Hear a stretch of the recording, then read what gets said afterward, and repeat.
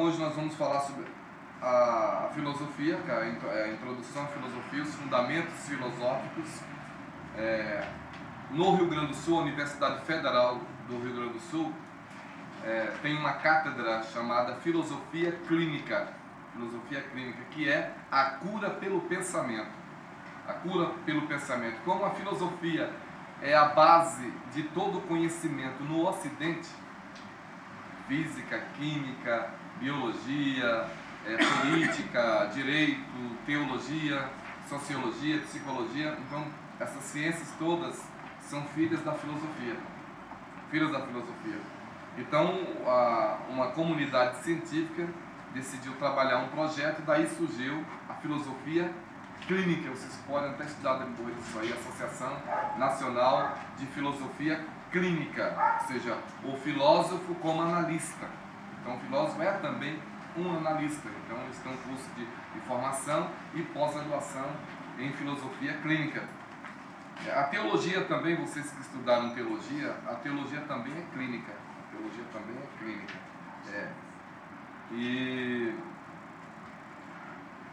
Então, a introdução à filosofia, a concepção, eu tenho comigo aqui algumas anotações.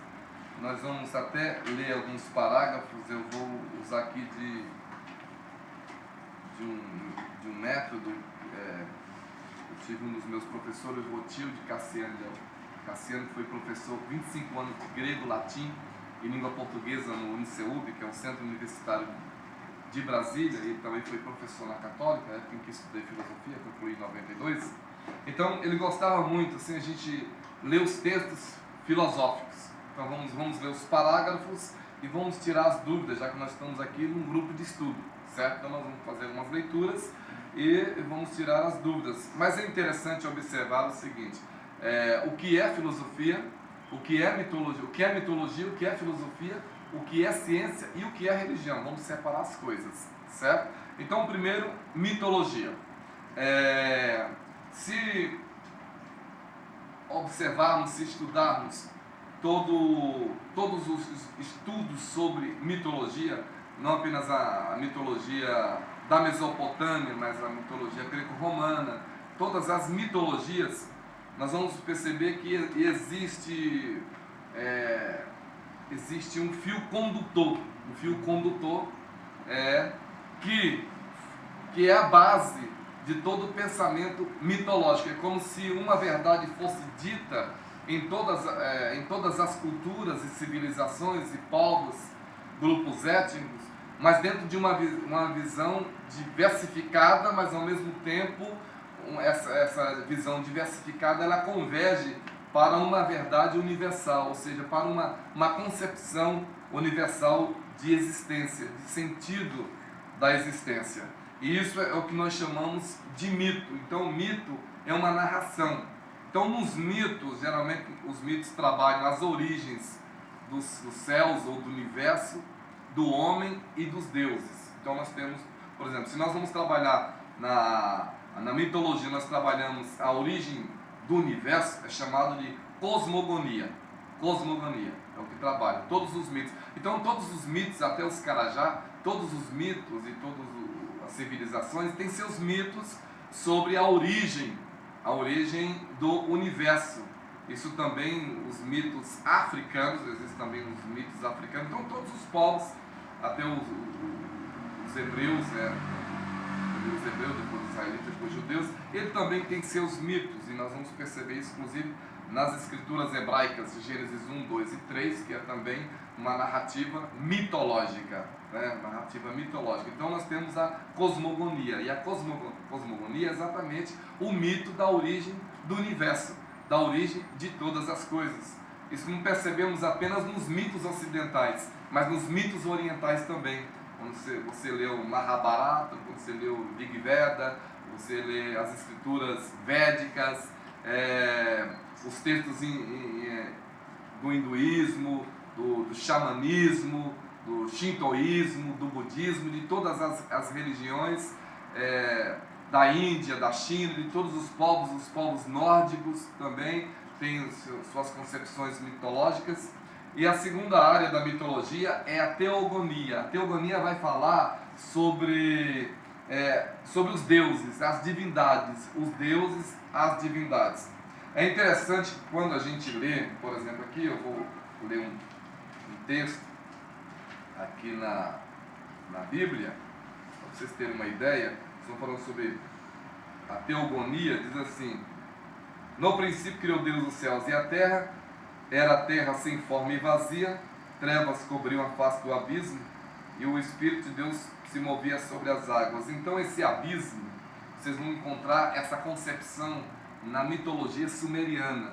Na mitologia sumeriana, exatamente falando sobre essa batalha, esse confronto entre os deuses, chamados titãs na filosofia grega.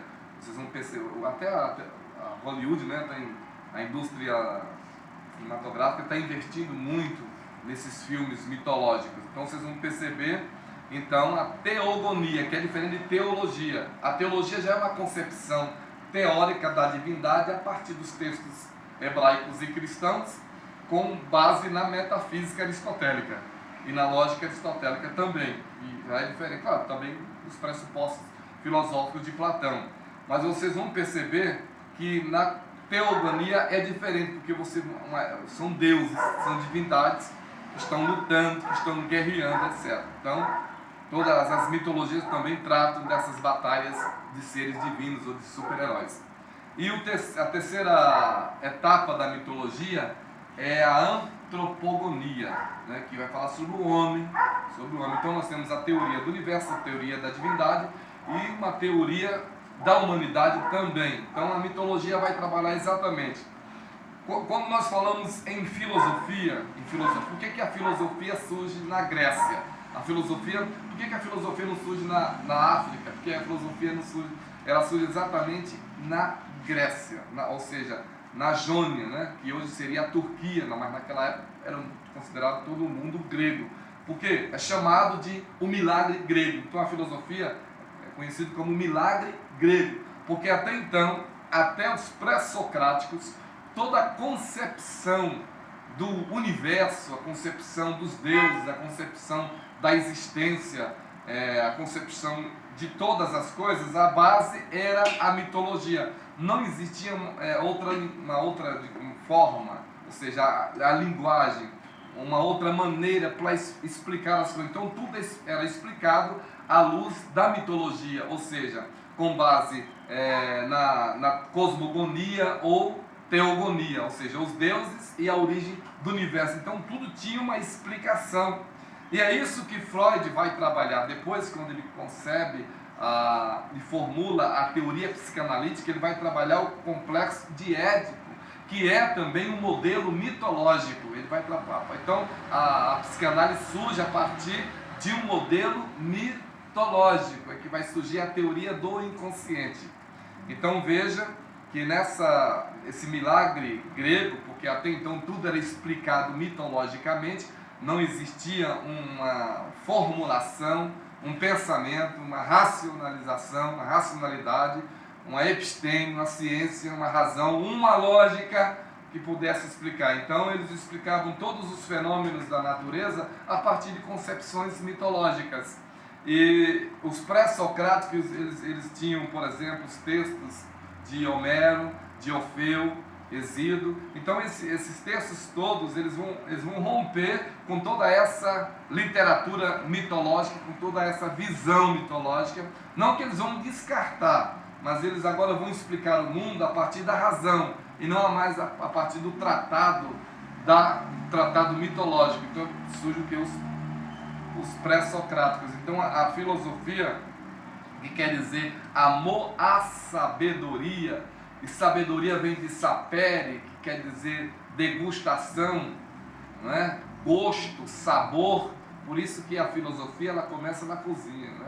Não na biblioteca, porque quando nós estamos saboreando, então nós estamos degustando. Isso aqui é a filosofia, é o amor à sabedoria, é o amor à filosofia. Então você tem filosofia, que é o amante, ou amigo, alguns chamam amante da sabedoria, ou o amante da sabedoria, o amigo da sabedoria, o amor à sabedoria. Então nós vamos pensar aqui essa sabedoria, ela vai começar com os pré-socráticos, os socráticos e os pós-socráticos. Então isso é chamado de filosofia clássica, ou seja, até 500 anos antes de Cristo.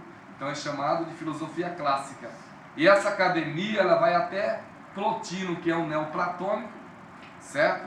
Que a filosofia vai por aí. Então veja que a palavra filosofia é de origem grega e significa amor à sabedoria. Ela surge desde o momento em que o homem começou a refletir sobre o funcionamento da vida e do universo. Como eu disse, tudo era explicado mitologicamente. Então tudo era explicado a partir de uma hermenêutica, de uma exegese, de uma interpretação mitológica, ou seja, os fenômenos da natureza, a questão também das estações, etc. Então tudo havia uma explicação. Agora, por que a mitologia surge e tudo era explicado à luz da mitologia?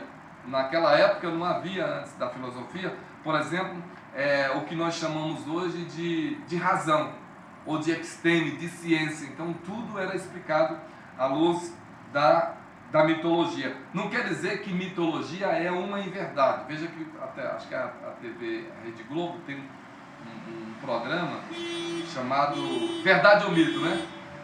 Aquilo ali não tem nada a ver com mito. Mito não é inverdade, o mito não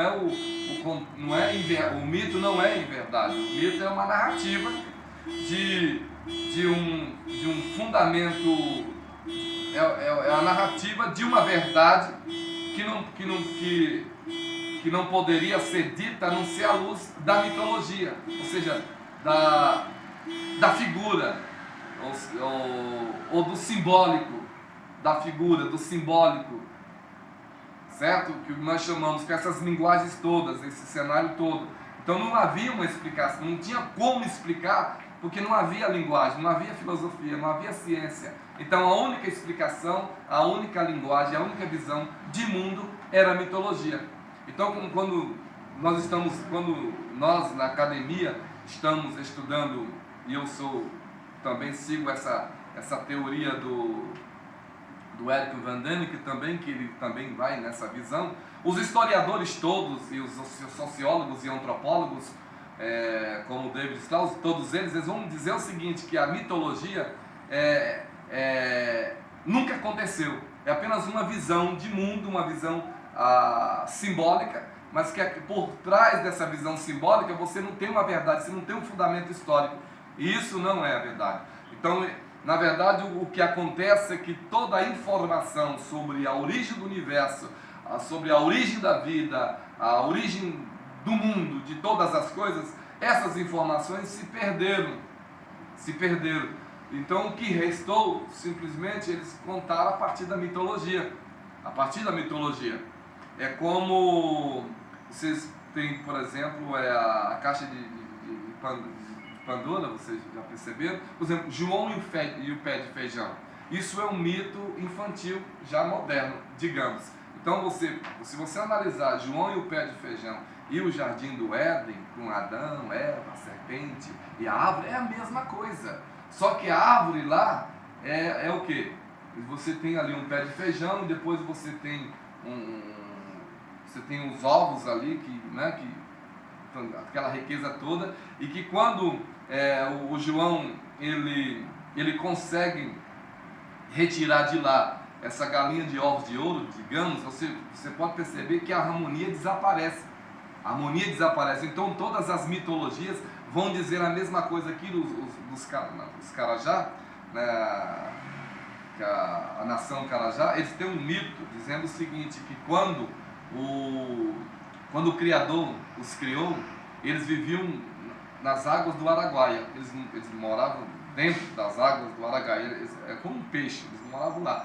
E o Criador disse assim, olha, vocês não podem sair daqui, porque se vocês saírem daqui, vocês vão morrer, vocês vão perder a imortalidade, a eternidade, a felicidade. Vocês têm tudo aqui, então vocês não saiam daqui.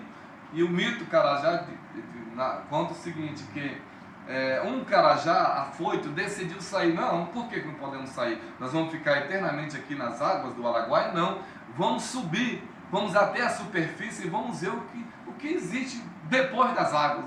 O que nós podemos conhecer? Não, mas o Criador disse que nós não podemos sair daqui. Não, nós temos que sair daqui. Aí um carajá decide sair, e quando ele decide sair do Araguaia, do rio Araguaia, e ele decide sair à noite. Aí ele contempla a lua, as estrelas, etc. Tudo belo. Aí não, vou ficar mais um pouco.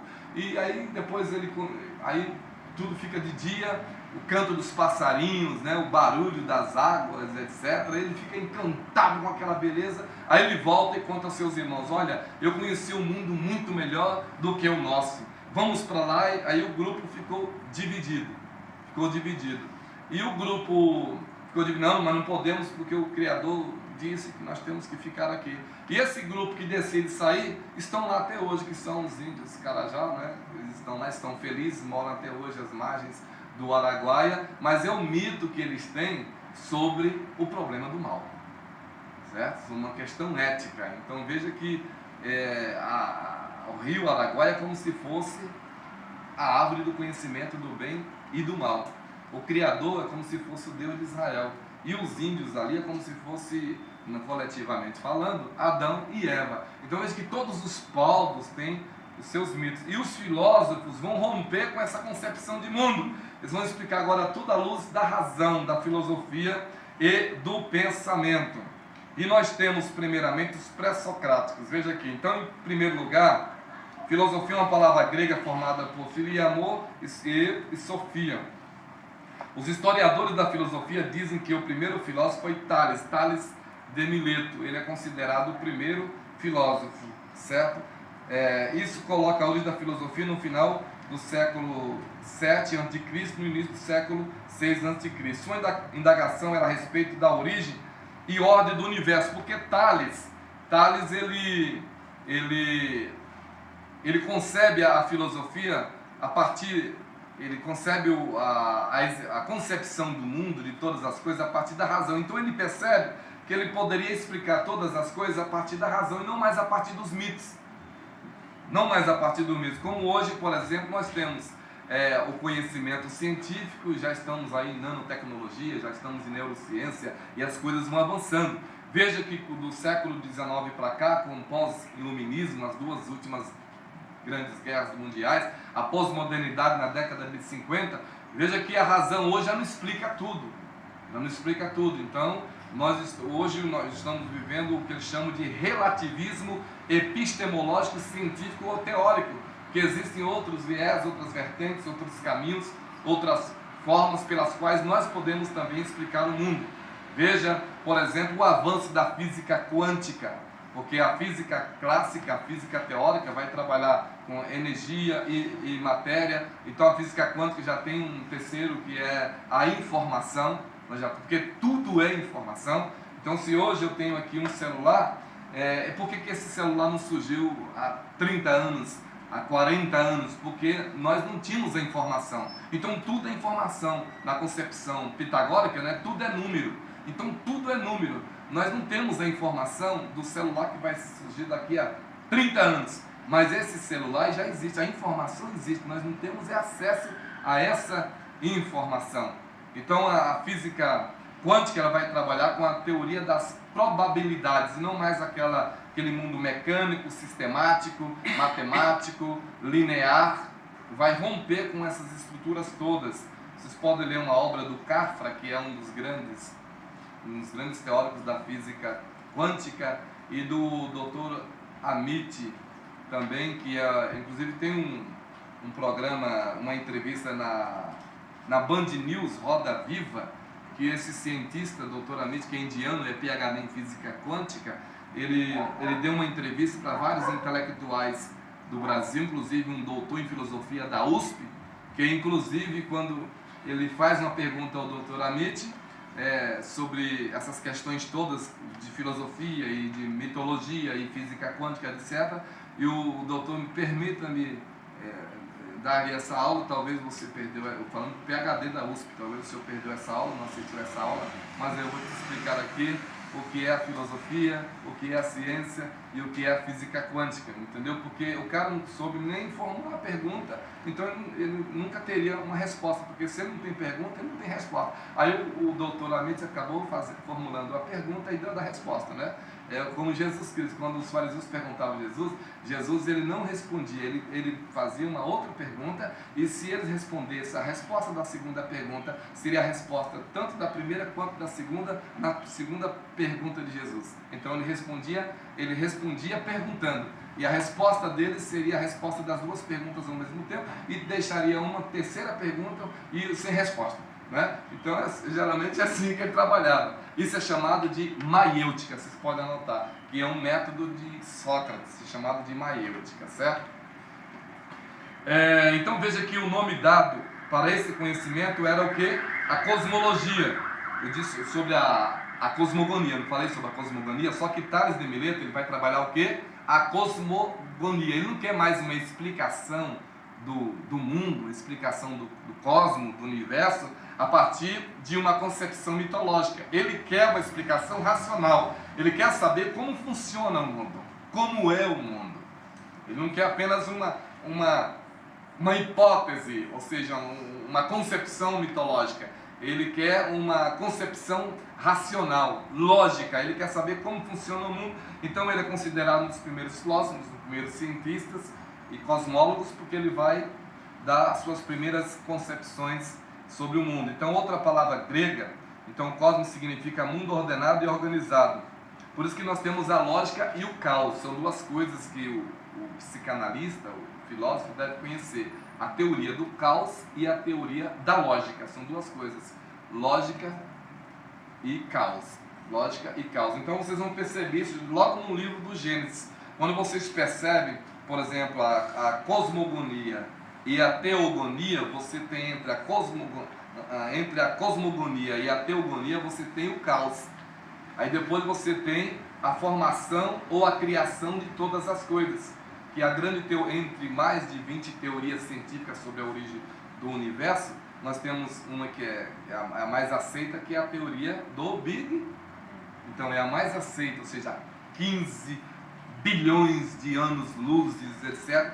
E essa concepção de essa grande explosão, que seria mais ou menos, por exemplo, você tem um círculo e dentro do círculo você tem um ponto.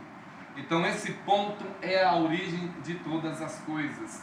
E esse ponto ele vai se fragmentando, fragmentando, fragmentando e gerando todas as coisas. Isso já estava no século XIII com a Kabbalah, com a teoria mística judaica, inclusive no pensamento indiano também, nas filosofias orientais. Então, quando Einstein e outros grandes teólogos eles vão descobrir essas questões todas, essas questões já existiam na mitologia e na religião. Então a ciência simplesmente ela mudou a linguagem e teorizou isso com teorias teorias científicas, com aquelas equações que nós conhecemos, como ontem o professor antes citou essa teoria, a equação de Einstein, que é energia igual a massa na velocidade da luz ao quadrado, né? E igual a mc ao quadrado. Então é isso, misticamente e religiosamente, isso já era conhecido. Então veja que alguns traduzem por razão. Então Tales de Mileto se preocupava com a ordem do universo e com seu funcionamento. Para ele, o elemento fundamental de onde todas as coisas vêm é a água. Então, Tales de Mileto. Qual é o fundamento, a origem de todas as coisas? Segundo Tales, a água. Ou seja, o H2O, né? Que é duas partículas de oxigênio e duas partículas de hidrogênio. Então essa era a concepção de Tales. E hoje os astrofísicos, astrobiólogos, astronautas e cosmonautas, os cientistas que estudam o universo, eles dizem que se existe água, então existe vida, né? Pelo menos os micro-organismos, né? As bactérias, essas coisas todas. Não estou falando apenas em vida inteligente. Quem vai tratar dessa questão de vida inteligente nos Estados Unidos, na NASA, é o Projeto 7, né? Talvez vocês conheçam. A NASA também discute essas questões todas. Mas para Tales de Mileto, ele quer saber. Então a concepção dele de água não é uma concepção mitológica, é uma concepção científica, porque para Tales de Mileto a água é física, ela é um elemento químico, palpável, visível. Então ele vai querer explicar tudo através da água. Então a concepção da existência, da origem do universo e o funcionamento do universo, todas as coisas, ele vai explicar a partir da água, certo? Então, os historiadores classificam os primeiros filósofos em escolas, levando em consideração, vamos perceber aqui, os pontos convergentes entre eles. Então, Tales pertencia à escola jônica. Vocês vão receber esse material, tá? Da região dos gregos jônicos, na costa ocidental. Então, a concepção dele é a concepção da água. Então, o filósofo não tinha formação em só saber. Ele dispunha das ciências conhecidas da época de tal modo que o filósofo não tinha especificidade em seu saber. Ou seja, eles estudavam a retórica, oratória, gramática, botânica, filosofia, lógica, metafísica, ética, a paideia, que é a educação, a teoria do conhecimento, tudo. Então Aristóteles é que vai com o organão chamado instrumento, é que ele vai começar a ditar as primeiras regras de filosofia. Eu tenho uma obra de Aristóteles na minha biblioteca, que é um livro assim mais ou menos, só o Tratado de Metafísica. Só sobre metafísica. São mais de 2.000 páginas sobre metafísica. Só sobre metafísica, entendeu? Só para você ficar ali, tranquilo, relaxar, ler essas páginas todas. Fora o Tratado de Lógica dele. E tantos outros tratados também. Então veja aqui a atividade filosófica. Eu coloquei, fiz aqui as minhas anotações, porque esse meu livro de Introdução à Filosofia está esgotado, os pré-socráticos. Podemos afirmar que foi a primeira corrente de pensamento surgida na Grécia Antiga por volta do século VI a.C. Os filósofos que viviam antes de Sócrates se preocupavam muito com o universo e com os fenômenos da natureza. Então você vai ter pelo menos uns 3 filósofos clássicos, até Platão. Nós vamos ter o Parmênides, Heráclito e Platão. Vamos formular uma síntese aqui dessa concepção filosófica das 3 escolas. A escola de Parmênides, a escola de Heráclito, a escola de Parmênides e a escola de Platão. Então, a concepção filosófica de Heráclito. Heráclito dizia que tudo está em movimento. Tudo está em movimento. Essa é a concepção de Heráclito. Por isso que Heráclito dizia o seguinte, que o sujeito não pode tomar banho 2 vezes no mesmo rio. Porque quando se você chegar lá, as águas são outras. Entendeu? Então era a concepção dele. Então tudo está em movimento. É a concepção de Heráclito. E Parmênides dizia aquilo que ou seja, tudo é fixo, estático, imóvel. Isso é a concepção de Parmênides. O que acontece? Então você tem o ser, porque o objeto de estudo da filosofia é o ser. O ser. Mas o que é o ser? O que é o ser? O objeto de estudo da psicanálise é o quê? É o inconsciente. Então você tem como, por exemplo, um iceberg. O iceberg seria a consciência. E a base do iceberg seria o inconsciente. A árvore, a consciência, e as raízes, o inconsciente. Então, aqui na concepção filosófica, nessas 3 correntes, a corrente de Heráclito, a corrente de Parmênides e a corrente de Platão, o que é que nós temos aqui? Nós temos o ser, nós temos o não ser, o vir a ser e o ser. O que é o não ser? Mas antes de eu falar o que é o não ser, o vir a ser e o ser, eu tenho que explicar o que é o ser. Certo? Então, muito bem. O ser é o ente, é chamado de... Porque na filosofia nós temos 2 ciências, eu digo, 2 disciplinas que todo filósofo tem que entender isso. Por isso que é importante o psicanalista, porque Freud ele é filósofo também, ele é o filósofo do inconsciente.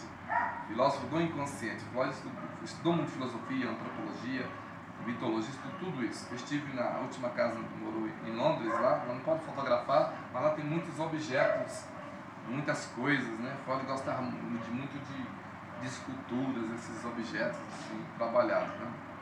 Todas as culturas do mundo. Ele e Jung eram colecionadores desses artefatos todos, de objetos de fetichismo, etc. Então, você tem o ser, o não ser, o vir a ser e o ser. Então, o não ser é o pensamento de Heráclitos. O vir a ser é o pensamento de Parmênides. E o ser é o pensamento de Platão. Mas antes de entendermos isso, para a gente fechar aqui nos pré-socráticos, nós temos que entender o que é o ser. Então, nós temos duas disciplinas filosóficas, que é a ontologia e a metafísica. A metafísica é a teoria da realidade. A teoria da realidade. Da realidade. E a ontologia é a teoria do ser. A teoria do ser. A teoria do ser. Mas o que é o ser?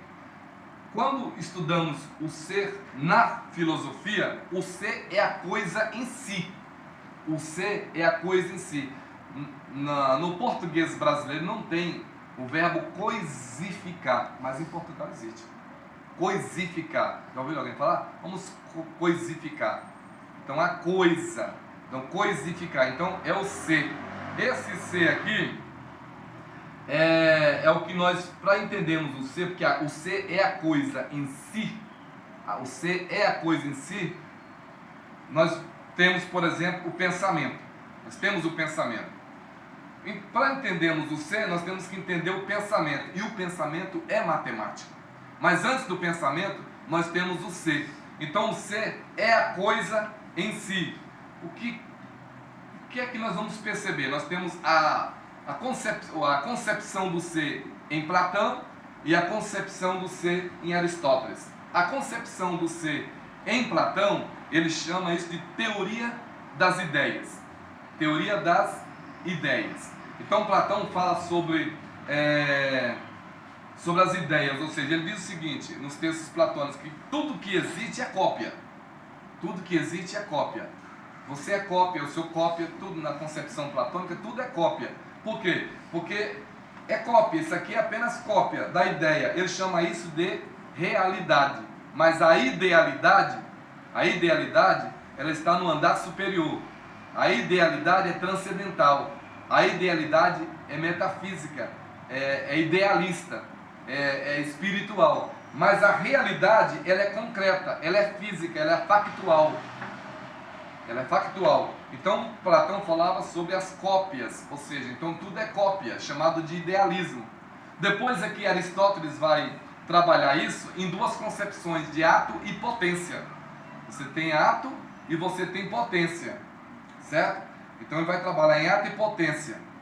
E vai falar sobre as quatro causas. Hoje a ciência, com as ciências, por exemplo, física, química e biologia, nós já temos a teoria das coisas, a teoria dos objetos, dos fenômenos. Então hoje tudo é explicado à luz da matemática ou da experimentação. Não é? Nós temos já as explicações.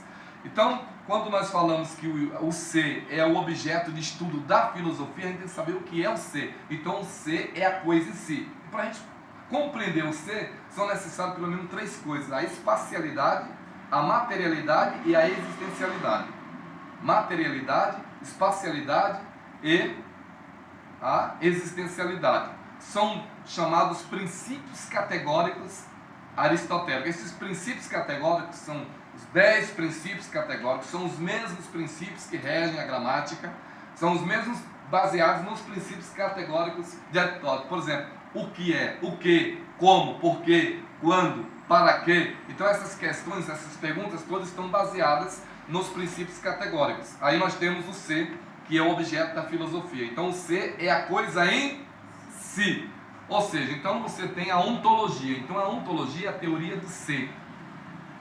A teoria do ser.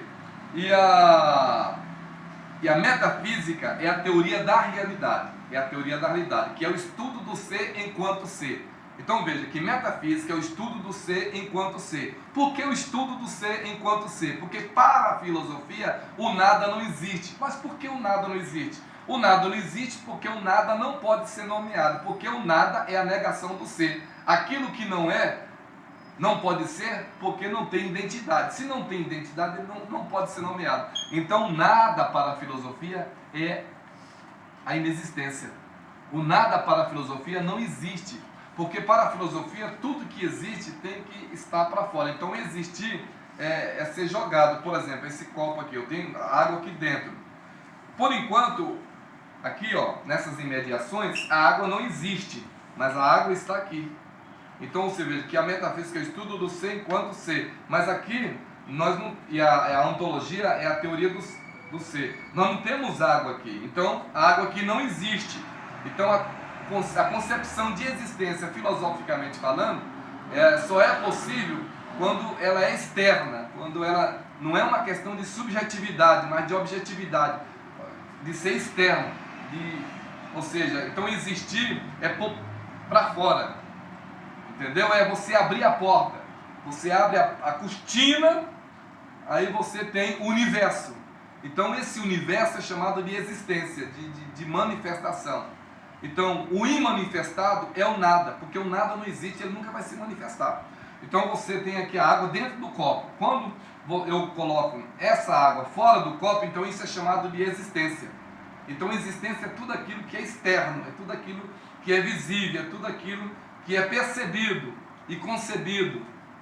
Então isso é existência. Então, por isso que é o estudo do ser enquanto ser. Nós estamos falando em Heráclitos, Parmênides e Platão. Então esse é o ser, ok? Aí você tem o ser. Então estudo do ser enquanto ser. Então veja que o nada não existe porque ele não pode ser nomeado. Então quando uma pessoa faz um favor assim, obrigado, assim, não, de nada. Ou seja, você está dizendo insignificância, porque a etimologia, a semântica de nada em latim significa insignificância. Ou seja, aquilo que não significa. Então aquilo que não significa não pode ser. Aquilo que não pode ser não existe. Aquilo que não existe é irreal. E aquilo que é irreal não pode ser. Então só existe o ser. Não existe mais nada além do ser. Na filosofia, né? Não existe mais nada além do ser na filosofia. Que é exatamente o que nós chamamos de realidade e existencialidade. Certo? Na ontologia e na metafísica. Aí vem esses filósofos clássicos, que é Heráclitos, fala sobre o não ser. Por que o não ser? Veja que a metáfora dele é o rio, né? É aquilo que está em movimento. Em movimento. Então, para Heráclitos, o ser é o rio, ou seja, o não ser, porque está em movimento. Está em movimento, ou seja, o ser está em movimento. Então, na medida em que o ser ele vai, então o ser está aqui, ó, em movimento, ele vai mudando. Então, o movimento muda a natureza do ser, por isso que é chamado de não ser, porque está em movimento. Já Heráclitos, Parmênides vai dizer, não, o ser é aquilo que é, ou seja, aquilo que é não pode ser aquilo que não é, ou seja, uma coisa não pode ser outra coisa, nem outra coisa pode ser outra coisa. Então isso é Parmênides, por isso que ele fala, ele já não vai falar no não ser, ou seja, no vir a ser, no não ser. Aí vem o vir a ser, que é Parmênides. Por quê? Porque o ser é fixo. Aí vem Platão, que é o ser. E o que Platão vai falar? Platão vai dizer assim, não, Heráclito está certo, tudo está em movimento. E Parmênides também está certo, aquilo que é. Só, e Platão é chamado de síntese, isso é chamado de síntese filosófica. Então, a tese é de Heráclitos.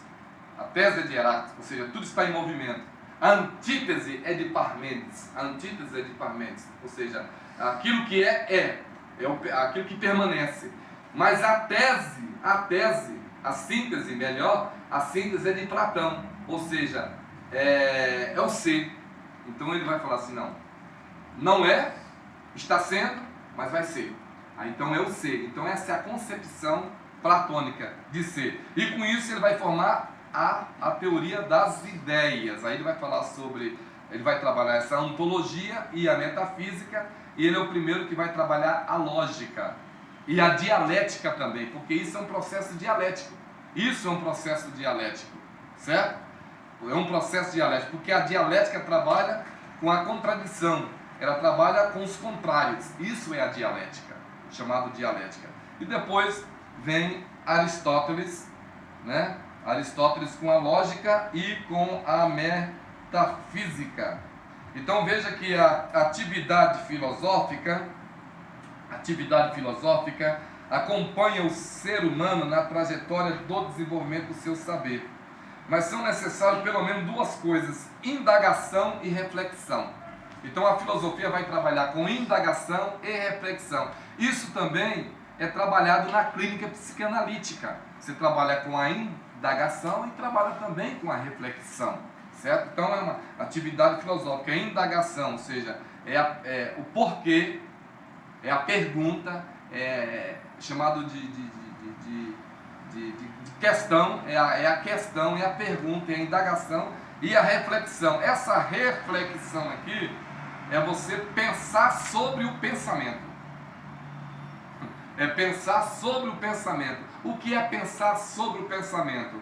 É você pensar sobre aquilo que pensa e dar uma resposta sobre o pensamento, sobre aquilo que pensa. Então, o pensamento é isso, ele é dinâmico, ele é também dialético, porque você tem a indagação, então você levanta uma questão, você formula uma questão, certo? Nós chamamos isso no pensamento de René Descartes de dúvida cartesiana, ou melhor, dúvida metodológica. Então você duvida, você questiona, você duvida, mas você quer uma resposta, você quer uma saída. Aí você vai trabalhar o quê? A reflexão.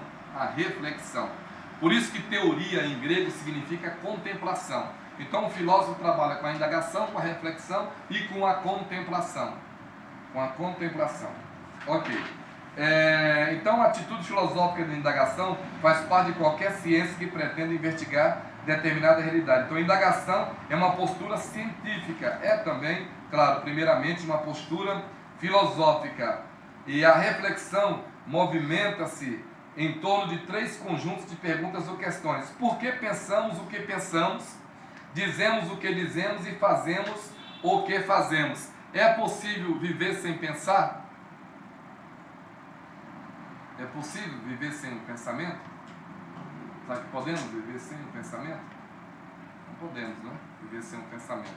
Nós temos que pensar, porque quando nós temos 400 trilhões de células no corpo, células, não estou falando nem dos neurônios, são bilhões, né? Os neurônios. Mas veja que o homem é pensamento. O homem é pensamento. Porque nós temos, por exemplo, o cérebro. O cérebro ele se alimenta de oxigênio e de glicose. A mente, ela se alimenta de linguagem. A mente, ela se alimenta de linguagem. A mente, de linguagem. E o corpo se alimenta de afeto. O corpo quer afeto. Por isso que o psicanalista é importante, porque é o profissional do afeto. Ele é o profissional, o analista do afeto. Então, o corpo se alimenta de afeto, do toque, né? Do afeto. E nós vamos ver isso mais na frente. Então, veja também o que queremos pensar quando pensamos, o que queremos dizer quando falamos, o que queremos fazer quando agimos. Isto é, qual é o conteúdo ou sentido do que pensamos, dizemos e fazemos. Isso é a filosofia. E as pessoas dizem assim, eu não gosto de filosofia, não gosto de pensar, não gosto de matemática, não gosto de língua portuguesa, não gosto de raciocinar, eu não gosto dessas questões. E essas coisas todas, elas são inseparáveis. As pessoas dizem, eu não gosto de matemática. Mas a pessoa, quando trabalha, recebe o seu salário, ela vai usar a matemática, ela quer saber quanto vai gastar, o que gastou, o que vai comprar. Isso é matemática. Ah, eu não gosto de história. Então a pessoa não tem passado, né? Não tem passado, ela só tem presente. Não gosta de história. E assim vai. Ah, não gosto. Então as pessoas vão formulando essas questões todas. Então veja que tem um texto que eu gosto muito, que é esse. Agora já sabes porque és o mais sábio de todos os homens. Sócrates compreende, enfim, que nenhum homem sabia verdadeiramente nada, mas o sábio é aquele que reconhece isso. O início da sabedoria é, pois, sei que nada sei. Então ele diz, Sócrates, assim, uma coisa sei que nada sei que nada sei. Isso é uma dogmática positiva e uma dogmática negativa. Uma dogmática positiva, sei. Uma dogmática negativa, que nada sei. Na verdade, ele sabe que não sabe, mas sabe que não sabe. Mas não sabe tudo, mas sabe. Eu só quis dizer isso. Então, isso é uma dogmática, sei que nada sei. Ou seja, ele não está negando que sabe, mas também não está negando que não sabe. Ele só está dizendo que sabe e que não sabe ao mesmo tempo. Ou seja, não sabe tudo. Então, é uma dogmática positiva. Sei, nada sei, é negativa. Na verdade, isso não é uma contradição, isso aqui é dialética. Isso aqui é dialética. É dialética. Então aqui nós passamos o Platão, nós já falamos do Platão.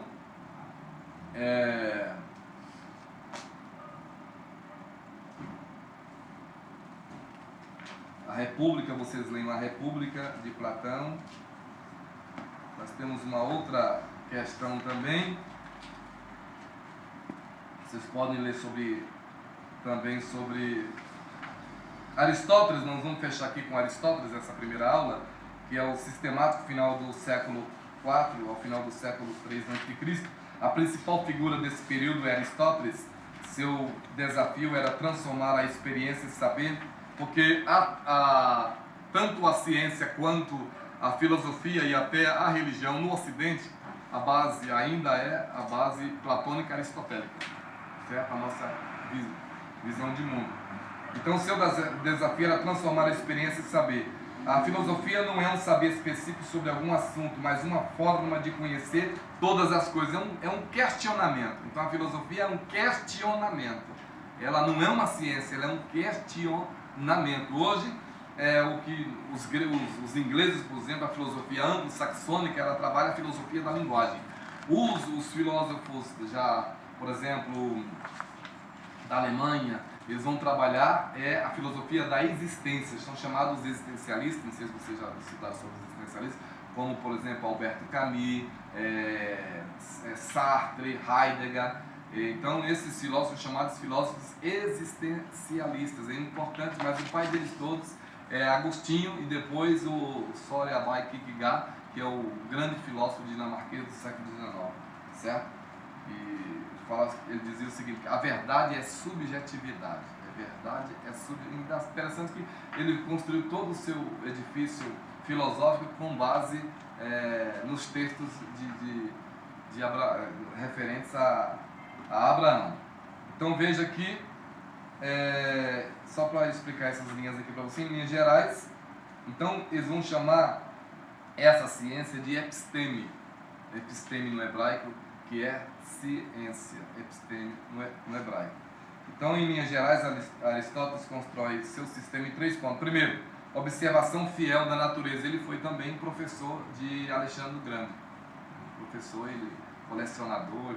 Então, ele colecionava muita coisa, porque via tudo que Alexandre conquistava, mandava para a Grécia, e Aristóteles é que administrava tudo, né? Porque ele foi o grande tutor de Alexandre. Então, Aristóteles toma sempre a experiência como ponto de partida para as suas teorias, buscando na realidade concreta um apoio sólido para as suas ideias. Ou seja, não ficou apenas no pensamento platônico, mas ele trabalha com as 4 causas, e ele é o primeiro cientista que vai desenvolver o seu método científico. Então, rigor também, rigor no método. Aliás, também o psicanalista, o filósofo, tem que conhecer 3 coisas. Tem que conhecer metodologia, didática e epistemologia, certo? A epistemologia é diferente da teoria do conhecimento. A epistemologia é a crítica da ciência. A epistemologia crítica não é teoria do conhecimento. Alguns manuais colocam lá: epistemologia é teoria do conhecimento. Não é. Teoria do conhecimento é tipo de conhecimento. A epistemologia é a crítica da ciência. Crítica da ciência. É diferente. Então, para Aristóteles, antes de um conhecimento constituir seu objeto e seu campo próprio, seus procedimentos próprios de aquisição, exposição, de demonstração e de prova, deve primeiro conhecer as leis gerais que governam o pensamento, independentemente do conteúdo que possa vir a ter. Ou seja, ele começa por definir o objeto, passa a enumerar soluções históricas. É o que nós falamos sobre os princípios categóricos. Então, ele vai trabalhar esse rigor no método aristotélico. Ele está nos princípios categóricos. Por isso que o psicanalista ele tem que ter rigor metodológico na clínica. Ele tem que ter rigor metodológico na clínica. Ele tem que anotar tudo, observar tudo, analisar tudo, investigar tudo, porque na verdade o psicanalista ele é um arqueólogo do inconsciente, né? Ele é um arqueólogo, ele vai cavando, ele vai buscando, ele vai cavando, buscando e vai selecionando. Então o trabalho do psicanalista é semelhante ao trabalho do arqueólogo, porque veja que o arqueólogo ele tem muita paciência, não é? Ele não vai chegando com pá e o escavadeiro, digamos, hoje já vai abrindo, não, é com calma, né? ali com aquele pincelzinho ali, com calma. Então, o psicanalista, você pode ver que a metáfora, assim, você pode usar como metáfora, como é que o psicanalista vai trabalhar? Ele vai trabalhar exemplo do arqueólogo, não é? Então ele vai classificando as coisas, e Aristóteles ele trabalha nessas concepções metodológicas no que nós chamamos de princípios categóricos, certo? Que é o rigor, levanta as dúvidas, indica a própria solução e por último refuta sentenças contrárias. Vocês podem depois estudar também o estoicismo, epicurismo, ceticismo, neoplatonismo, e aqui nós fechamos com Kant, porque até Immanuel Kant, no século XIX, nós temos história da filosofia. A partir de Kant nós temos filosofia propriamente dita. Por quê? Porque Kant ele vai ditar as regras do fazer filosófico. Você vai ler as obras de Kant, como Crítica da Razão Pura, Crítica da Razão Prática, sobre o pensamento kantiano. Então, a partir de Kant se busca uma síntese que considere os aspectos válidos das duas correntes acima, ou seja, o idealismo e o realismo. É o que Kant tentou trabalhar. Ele disse que se despertou do seu sono dogmático, que até então você tem duas correntes na filosofia e até na ciência também, que é o empirismo e o racionalismo. Não, o conhecimento ele deriva da experiência, não, o conhecimento deriva da razão. Então na clínica vocês vão trabalhar tanto a experiência quanto a razão, vão trabalhar as duas coisas. Então a razão você vai trabalhar na hermenêutica psicanalítica, você vai interpretar todos aqueles sinais, certo? E na experiência é a fala, é o discurso, porque a psicanálise é a cura pela fala, né? A filosofia é a cura pelo pensamento, a ciência é a cura pelo conhecimento, mas a psicanálise é a cura pela fala. Então você vai, aquela experiência toda, certo? Então Kant ele vai formular uma síntese na sua epistemologia, conjugando isso aí, sintetizando o que nós, idealismo e racionalismo, o empirismo e racionalismo, certo? É o Kant que vai formular isso. Então essa síntese busca integrar numa relação dialética dos opostos, sujeito conhecedor e objeto conhecido, na construção do conhecimento. É isso que chamamos a terceira via do conhecimento, ou seja, é o sujeito. Então você tem um objeto, mas você tem um sujeito. Você tem um objeto e sujeito, você faz uma relação. Essa relação ela é dialética, porque aí você tem que trabalhar não só a razão, mas também a experiência, certo? E a relação entre o sujeito e o objeto. Isso também vai ser discutido mais na frente no campo da fenomenologia, certo? No campo da fenomenologia isso vai ser discutido. E assim a gente conclui essa questão toda, essas primeiras considerações filosóficas, como eu disse, que é interessante que vocês percebam. Nós temos os pré-socráticos, o período clássico, certo? Que é os séculos 5 e 6 a.C., que é o período. Nós temos o período pós-socrático, que é a época que vai do final do período clássico, 320 a.C., até o começo da era cristã. Depois entra o neoplatonismo, que já sai da era clássica. Aí entra o pensamento medieval, e o pensamento na Idade Medieval foi muito influenciado pela Igreja Católica Romana. O maior filósofo dessa época é o Santo Agostinho de Hipona, certo? Que era platônico. Santo Agostinho de Hipona, platônico. E o maior filósofo depois de Santo Agostinho vai ser São Tomás de Aquino, né? O maior filósofo depois de Agostinho, São Tomás de Aquino. E depois de São Tomás de Aquino, o maior serão, os maiores, nós teremos dois. Nós teremos, antes de René Descartes, nós vamos ter o Kant e depois o Nietzsche. E por fim, o Freud também, que foi um grande teórico, né, do pensamento também. Então você tem aqui o pensamento medieval, certo? Que vai perdurar aí surge a escolástica, tem a baixa escolástica, a alta escolástica, que são as escolas que formam várias escolas interpretando tantas coisas. Aí depois nós temos o pensamento filosófico moderno, com o renascimento cultural e científico, o surgimento da burguesia, o fim da Idade Média. Vamos ter tudo isso aqui, vamos ter Thomas Hobbes, Locke. Então aí tem que estudar todos os empiristas, todos os racionalistas, todos os filósofos da natureza, os filósofos românticos, os idealistas, até chegarmos nos existencialistas, etc, etc. E hoje nós já temos o que a Universidade Federal de São Carlos estuda, que é a filosofia da mente. Filosofia da mente como estudo da neurociência. Isso, inclusive, nos Estados Unidos já existe até na Universidade da Virgínia a neuroteologia, que é a teologia à luz da neurociência, ou seja, o estudo da fé no campo do cérebro e da razão, né? Através de imagens computadorizadas, que nós chamamos de aquelas máquinas de ressonância magnética, então as imagens do cérebro, né, como um todo. Então já tem esse estudo também. E a física quântica também já está estudando isso também. Então você já tem hoje a neuroteologia, a física quântica, a filosofia da mente. Então a filosofia avançou. Está mais apenas na filosofia da linguagem, com a tradição anglo-saxônica, ou com a metafísica, com os franceses, os alemães, os existencialistas, mas a filosofia da mente. Aí essa filosofia da mente está discutindo essa questão de robótica, de cibernética, de neurociência, de nanotecnologia, de biotecnologia, de tantas coisas, nos híbridos, e etc, etc. Então tudo isso é filosofia.